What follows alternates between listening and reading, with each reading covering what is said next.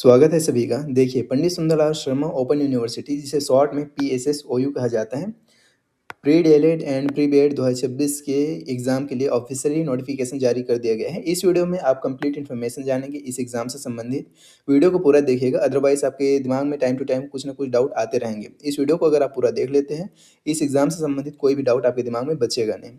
चलिए समझते हैं, 100% प्रमाणिक जानकारी है जो हमने आपको इस वीडियो में देने का प्रयास किया है। अधिसूचना क्रमांक ये है जो कि ऑफ़िशियली जारी किया गया है पीएसएसओयू द्वारा, उसी के बिहाफ़ पे, उसी के बेसिस पे ये सभी जानकारियाँ आपको मैं प्रोवाइड कर रहा हूँ। चलिए देखते हैं, कुछ इंपॉर्टेंट डेट्स हैं। प्रवेश परीक्षा 2026 की अनुसूची। ऑनलाइन आवेदन प्रारंभ तिथि क्या है? तो 25 मार्च 2026 से फॉर्म भरना स्टार्ट हो जाएगा। आप इस दिन से फॉर्म भर सकते हैं और कब तक भर सकते हैं? तो 12 जून 2026 रात्रि 12 बजे तक। आवेदन में सुधार हेतु ₹100 का शुल्क लगेगा और कब तक कर सकते हैं आप? तो 13 जून से 15 जून 2026 तक आप आवेदन में सुधार कर सकते हैं, कोई भी मिस्टेक हो जाए तो। कोशिश करना कि कोई मिस्टेक ना हो। प्रवेश पत्र डाउनलोड प्रारंभ। आप प्रवेश पत्र कब से डाउनलोड कर पाएँगे? तो 23 जून 2026 से। और प्री बीएड और प्री डीएलएड की जो प्रवेश परीक्षा है उसकी संभावित तिथि क्या है? तो 28 जून 2026। इस डेट को आपको याद रखना है। क्यों? क्योंकि इसी डेट को आप अपने दिमाग में रख के अपनी तैयारी करेंगे। ठीक है? तिथियों में परिवर्तन संभव है, सतत अवलोकन करते रहे किसका? पीएसएसओयू के वेबसाइट का। ठीक है? आगे देखिए, परीक्षा परिणाम एवं दावा आपत्ति। मॉडल उत्तर जारी करने की तिथि बताया गया है 29 जून 2026 रात्रि 12 बजे तक। मॉडल उत्तर पर दावा आपत्ति की तिथि 29 जून से लेकर 3 जुलाई 2026 रात्रि 12 बजे तक आप ऑब्जेक्शन कर सकते हैं। और परीक्षा परिणाम घोषणा अनंतिम सूची कब जारी होगा? तो 10 जुलाई 2026 को संभावित है। हो जाता है, लिखा रहता है टेंटेटिव, लेकिन हो जाता है। परीक्षा परिणाम पर दावा आपत्ति तिथि, ये जो अनंतिम सूची जारी होगा इस पे आप ऑब्जेक्शन कब तक कर सकते हैं? तो 10 से लेकर 12 जुलाई 2026 रात्रि 12 बजे तक। अंतिम प्रावीण्यता सूची का प्रकाशन, जो फाइनल मेरिट लिस्ट है, कब आएगा? तो 21 जुलाई 2026 को संभावित है, लेकिन आ जाएगा। ठीक है? देखिए, आवेदन प्रक्रिया एवं शुल्क। प्री बीएड तथा प्री डीएलएड प्रवेश परीक्षा हेतु आवेदन एवं काउंसलिंग शुल्क कितना है? 1000 रुपये है। ऑनलाइन फॉर्म विश्वविद्यालय की वेबसाइट, ये जो वेबसाइट दी है इसी पर उपलब्ध है। केवल ऑनलाइन फॉर्म ही स्वीकार किए जाएंगे। यह प्रवेश परीक्षा सह काउंसलिंग पंजीयन हेतु आवेदन फॉर्म है। इसके उपरांत अलग से काउंसलिंग फॉर्म भरने की आवश्यकता नहीं होगी। आप जब आवेदन फॉर्म भरेंगे उसी टाइम आपका काउंसलिंग हो जाएगा, अलग से काउंसलिंग नहीं कराया जाएगा। ठीक है? इस बात का आपको ध्यान रखना है।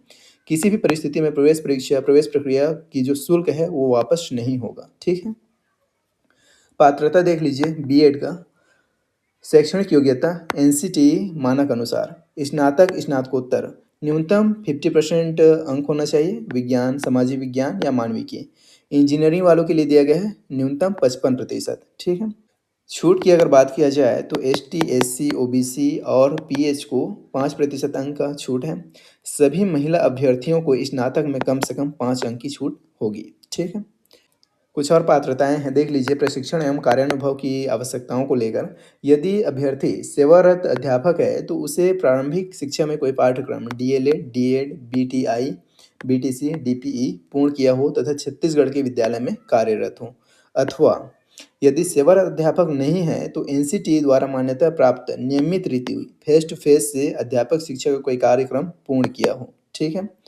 आवेदन के समय अभ्यर्थी छत्तीसगढ़ शासन से मान्यता प्राप्त विद्यालय में पूर्णकालिक शिक्षक के रूप में कार्यरत होना अनिवार्य है। किसका बात चल रहा है? बीएड के लिए। ठीक है? पात्रता देख लीजिए, डीएलएड के लिए शैक्षणिक योग्यता एवं कार्यानुभव। तो शैक्षणिक योग्यता का अगर बात किया जाए तो उच्चतर माध्यमिक मतलब 12th या समकक्ष परीक्षा में कम से कम 50% अंक होना चाहिए। छूट का अगर बात किया जाए तो एससी, एसटी, ओबीसी, पीएच एवं सभी महिला अभ्यर्थियों के लिए 45% अंक क्या है? न्यूनतम है, मतलब 5% अंक का इनको छूट है। अध्यापन अनुभव, छत्तीसगढ़ शासन से मान्यता प्राप्त विद्यालय में न्यूनतम 2 वर्ष का अध्यापन अनुभव प्रवेश तिथि तक पूर्ण होना चाहिए। ठीक है? मतलब 2 साल का एक्सपीरियंस सर्टिफिकेट लगेगा। वर्तमान में सतत अध्यापन कार्यरत पूर्णकालिक शिक्षक होना आवश्यक है। 2 वर्ष से कम अनुभव पर प्रवेश निरस्त होगा। आपको मिनिमम 2 साल का एक्सपीरियंस सर्टिफिकेट लगेगा ही लगेगा अगर आप डीएलएड करने जा रहे हैं तो। ठीक है? दस्तावेज सत्यापन डॉक्यूमेंट वेरिफिकेशन देख लीजिए, यहाँ पे महत्वपूर्ण निर्देश है। आवेदन के साथ किसी प्रकार की प्रमाण पत्र, छाया प्रति एवं मूल प्रमाण पत्र संलग्न नहीं करना है। सभी प्रमाण पत्र प्रवेश परीक्षा में चयनित होने के पश्चात प्रवेश प्रक्रिया काउंसलिंग के समय सत्यापन हेतु उपलब्ध कराने होंगे। जब आपका नाम आ जाएगा तब आपका जो वेरिफिकेशन है, डॉक्यूमेंट वेरिफिकेशन, वो होगा। ठीक है? सत्यापन के समय प्रमाण पत्र गलत पाए जाने पर प्रवेश से वंचित किया जाएगा तथा कोई शुल्क वापस नहीं होगा। ठीक है। विश्वविद्यालय शिक्षण अनुभव प्रमाण पत्रों की जांच स्वतः या अन्य एजेंसियों से करवा सकता है। सीटों की संख्या देख लीजिए एक बार और पाठ्यक्रम शुल्क। कुल सीट की अगर बात किया जाए तो बीएड का 500 सीट है और डीएलएड का 2400 सीट है। पाठ्यक्रम शुल्क यहाँ पे बीएड का दिया गया है, प्रथम वर्ष 30,000 लगेगा और द्वितीय वर्ष भी 30,000 लगेगा। इस बार नोटिफिकेशन में मैंने तो नहीं देखा डीएलएड का शुल्क मेंशन नहीं किया है। पिछली जानकारी का अगर मैं बताऊँ तो जो पिछले साल का था वो 12,000 था। ठीक है। यह शुल्क पाठ्यक्रम प्रशिक्षण एवं पाठ्य सामग्री हेतु है। अन्य दत्त कार्यों हेतु सामग्री विद्यार्थियों को स्वयं व्यवस्थित करनी होगी। उसके बाद देख लीजिए अन्य शुल्क एवं कार्यक्रम अवधि। अध्ययन केंद्र परिवर्तन शुल्क है 1,000 रुपये। अगर आप बाई चांस अध्ययन केंद्र परिवर्तन कराना चाहते हैं तो आपको 1,000 का शुल्क लगेगा। विषय परिवर्तन कराना चाहते हैं तो 700 का शुल्क लगेगा। अध्ययन केंद्र यूटीडी में अतिरिक्त संपर्क कक्षा शुल्क कितना है तो 2100 है। आव्रजन शुल्क है जो इमिग्रेशन फीस है छत्तीसगढ़ के बाहर के छात्रों हेतु वो कितना है 1,100 रुपये है। कार्यक्रम की जो अवधि है न्यूनतम 2 वर्ष और अधिकतम 4 वर्ष। मतलब कम से कम आप 2 वर्ष करेंगे ही इस कोर्स को और 2 वर्ष में अगर आप नहीं निकाल पाते पास आउट नहीं होते एटी केटी आपको दिलाने का जो मौका रहेगा वो कब तक रहेगा तो अधिकतम 4 साल तक। आपको 4 साल के भीतर इस कोर्स को कंप्लीट कर लेना है, पूर्ण कर लेना है। ठीक है। परीक्षा का माध्यम एवं परीक्षा शहर के बारे में जान लीजिए। तो परीक्षा का माध्यम प्रश्न हिंदी एवं अंग्रेजी दोनों माध्यम में होंगे। अध्ययन सामग्री प्रवेश उपरांत अध्ययन सामग्री हिंदी में उपलब्ध होगी। छात्र हिंदी अथवा अंग्रेजी माध्यम में सत्रांत परीक्षा दे सकेंगे। परीक्षा शहर प्रवेश परीक्षा छत्तीसगढ़ के 22 जिलों में आयोजित होगी। आप जिला यहाँ पे देख सकते हैं जो प्रमुख परीक्षा शहर है बिलासपुर, कोरबा, जांजगीर, रायगढ़, कवर्धा, मुंगेली, जसपुर, अंबिकापुर, बैकुंठपुर, सूरजपुर, रायपुर, महासमुंद, दुर्ग, भिलाई, धमतरी, राजनांदगांव, बलौदाबाजार, बालोद, बेमेतरा, गरियाबंद, जगदलपुर, दंतेवाड़ा, कांकेर। ठीक है। प्रश्न पत्र की रूपरेखा एग्जाम पैटर्न एक बार जान लीजिए। कुल प्रश्न एवं अंक 100 प्रश्न पूछे जाएंगे, टोटल 100 अंक का होगा। समय 2 घंटा 15 मिनट दिया जाएगा आपको और ऋणात्मक अंकन निगेटिव मार्किंग नहीं है, आपको पूरा 100 क्वेश्चन अटेम्प्ट करके आने हैं। ठीक है। प्रश्न पत्र के 2 भाग होंगे, भाग अ 80 अंक का होगा और भाग ब जो कि सब्जेक्ट रिलेटेड होगा वो 20 अंक का होगा। प्री बीएड के प्रश्न पत्र स्नातक स्तर के और प्री डीएलएड के प्रश्न पत्र 10+2 स्तर मतलब 12th के स्तर के होंगे। ठीक है। पाठ्यक्रम भाग जो पार्ट ए है कंपलसरी फॉर ऑल जो सबको अटेम्प्ट करना है। इसमें सामान्य हिंदी पूछा जाएगा 10 अंक का और सामान्य अंग्रेजी पूछा जाएगा 10 अंक का। उसके बाद logical and analytical reasoning reasoning पूछा जाएगा 20 नंबर का। एजुकेशनल एंड जनरल अवेयरनेस शैक्षिक एवं सामान्य चेतना पूछा जाएगा 20 अंक का। और शिक्षण अधिगम एवं विद्यालय teaching learning and the school से रिलेटेड क्वेश्चन होगा 20 नंबर का। ठीक है। उसके बाद जो पार्ट बी है भाग ब में विषयगत सक्षमता के 3 विषयों में से केवल एक ही विषय के 20 प्रश्न हल करने होंगे। कोई एक विषय आप सॉल्व करेंगे। इसमें ऐसा नहीं है कि जो साइंस किया है वो साइंस अटेम्प्ट करेगा, जो आर्ट किया है वो इसको सामाजिक विज्ञान को अटेम्प्ट करेगा, ऐसा नहीं है। आप अपने हिसाब से कोई भी एक सब्जेक्ट को अटेम्प्ट कर सकते हैं। ठीक है। आप चाहे तो साइंस अटेम्प्ट कर सकते हैं, आप चाहे तो मैथ्स अटेम्प्ट कर सकते हैं या आप चाहे तो सोशल साइंस अटेम्प्ट कर सकते हैं। लेकिन तीनों में से ओनली कोई एक आपको अटेम्प्ट करना है, तीनों अटेम्प्ट नहीं करना है। ठीक है। एक से अधिक विषय हल करने पर छात्र को अयोग्य डिसक्वालीफाइड घोषित किया जाएगा। ये लाइन यहाँ पे साफ साफ लिखा गया है। क्लियर है।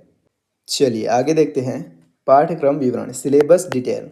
सामान्य हिंदी बोध में व्याकरण में क्या पूछा जाएगा संज्ञा सर्वनाम समास संधि कारक और शब्द बोध में उपसर्ग प्रत्यय तत्सम तद्भव देशज विदेशी पर्यायवाची विलोम यहाँ से क्वेश्चन पूछे जाएंगे। जनरल इंग्लिश में parts of speech simple sentences compound sentence determiners tense if clause voice narration modals. तार्किक एवं विश्लेषणात्मक चिंतन में तर्क करना एनालॉजी आंकिक श्रेणी अक्षर श्रेणी सांकेतिक भाषा गणितीय संक्रियाएं एवं पैटर्न इनसे संबंधित क्वेश्चन पूछे जाएंगे। ठीक है। शैक्षिक एवं सामान्य चेतना में क्या होगा तो भारतीय इतिहास नागरिक शास्त्र राजनीतिक विज्ञान अर्थशास्त्र भूगोल सामान्य विज्ञान खेल और शिक्षा योग शिक्षा भारत एवं छत्तीसगढ़ तक सीमित। ठीक है। इस टाइप के क्वेश्चन आएंगे।